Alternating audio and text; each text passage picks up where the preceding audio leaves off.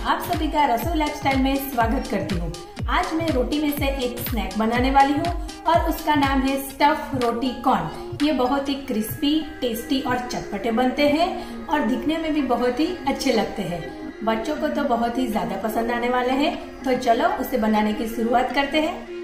मैंने यहाँ पहले से ही गेहूं के आटे से रोटी का डो तैयार कर लिया है। आप यहाँ देख सकते हैं कि हमें रोटी बनाने के लिए ऐसा सॉफ्ट डो तैयार करना है, इसे हार्ड नहीं बनाना है।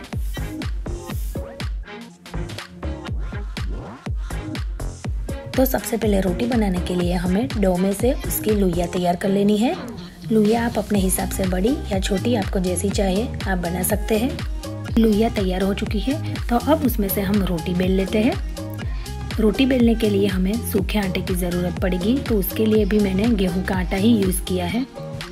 मैं यहाँ पर फ्रेश रोटी बना रही हूँ, आप इसे लेफ्ट ओवर रोटी में से भी बना सकते हैं। यहाँ पर रोटी को हमें पतला ही बेलना है, बहुत ज़्यादा थिक नहीं रखना है। अब दूसरी रोटी को भी इसी तरह से बेल के तैयार कर लेना है। बाकी सारी बची हुई रोटियों को इसी तरह से बेल के तैयार कर लेना है। यहाँ पे मेरी सारी रोटियां बन के तैयार है, तो अब उसे सेक लेते हैं। तो अब गरम तवे पे रोटी को इस तरह से डाल देंगे। रोटी को सेकने में 2 से 3 मिनट लगेंगे। जब उसमें बबल दिखने शुरू हो जाए तो उसको पलट देना है। रोटी को हमें हाई फ्लेम पर इसी तरह से पफ कर लेना है। दोनों तरफ से अच्छी तरह से पलट कर उसे कुक कर लेना है।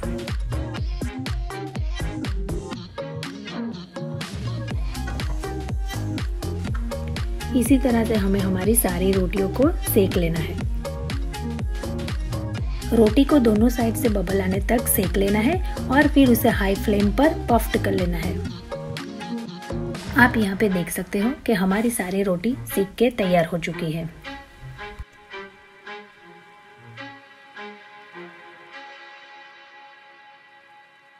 यहाँ पर मैंने 3 आलू लिए हैं, जिसे मैंने पहले से ही बॉईल कर लिए हैं। अब इसे अच्छे से मैश कर लेना है।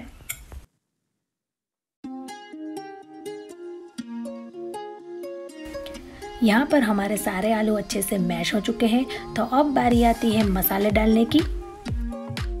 तो सबसे पहले chopped green pepper, chopped ginger and green chilli, roasted crust peanuts, chilli flakes, chaat masala, जीरा और नमक स्वाद अनुसार। अब सारे मसाले को अच्छे से मिला लेना है।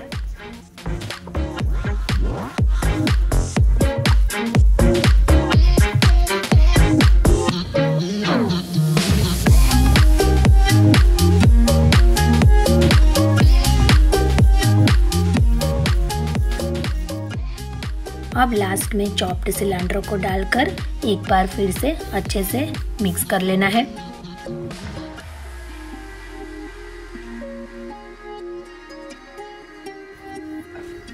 यहाँ पर हमारा पोटैटो स्टफिंग रेडी हो चुका है। यहाँ पर मैंने 2 चम्मच मैदा लिया है, जिसमें हमें पानी डालकर उसे मिक्स कर लेना है और उसकी एक पेस्ट तैयार कर लेनी है।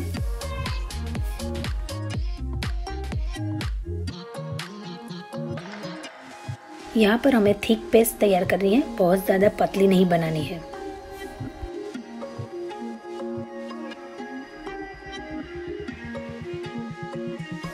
आप यहाँ पर देख सकते हो कि इस तरह की कंसिस्टेंसी हमें तैयार करनी है। अब आगे हमें एक रोटी ले लेनी है और उसे कटर की मदद से बीच में से कट कर लेना है। अब रोटी का एक भाग लेकर हमें इस तरह से उसे कॉर्न का शेप दे देना है। आप यहाँ पर देख सकते हो कि इस तरह से कॉर्न तैयार कर लेना है और फिर कॉर्न पर मैदे की पेस्ट को लगाकर हमें इस तरह से सील कर लेना है। इसी तरह से दूसरी रोटी को भी हमें कट कर लेना है और उसका भी कॉर्न बनाकर मैदे की पेस्ट के साथ सील कर लेना है। यहाँ पर एक बात का खास ध्यान रखिए कि हमें कॉर्न को बहुत ही अच्छी तरह से पेस्ट के साथ सील करना है ताकि ये फ्राई करते समय खुल ना जाए। यहाँ पर हमारे सारे कॉर्न बनके तैयार हो चुके हैं, तो अब हम उसे पोटैटो स्टफिंग से फिल कर देंगे।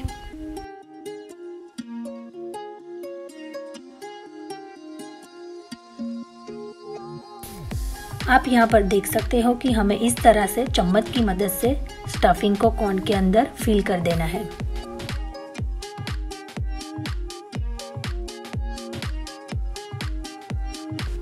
बाकी सारे कॉर्न को भी इसी तरह से स्टफिंग के साथ फिल करके साइड में रखते जाना है।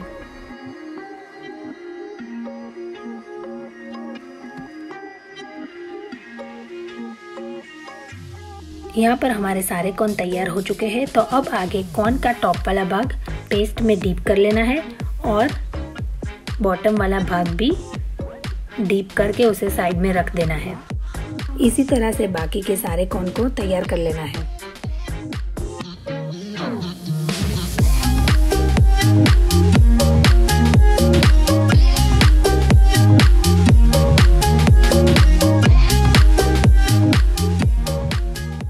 तेल को मैंने पहले से ही गरम कर लिया है, तो अब रोटी कॉर्न को फ्राई कर लेते हैं।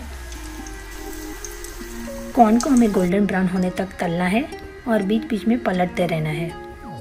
तो यहाँ पर हमारे क्रिस्पी रोटी कॉर्न तल के तैयार हो चुके हैं, तो उसे पेपर पर निकाल देते हैं। इस कॉर्न को और स्वादिष्ट बनाने के लिए उसे धनिया की चटनी और स्पाइसी सेव में डिप करके तैयार कर लेंगे। इसी तरह से दूसरे कॉर्न को भी टमाटो केचप और सेव में डिप करके तैयार कर लेना है। बाकी सारे कॉर्न को भी इसी तरह से तैयार करके उसकी प्लेटिंग कर देते हैं। इस क्रिस्पी एंड टेस्टी कॉर्न को आप एज ए एपेटाइजर, स्टार्टर और बर्थडे पार्टी में सर्व कर सकते हो। इसके अलावा अपने बच्चों को लंच बॉक्स में भी दे सकते हो, नाश्ते में, ब्रेकफास्ट में भी खा सकते हो।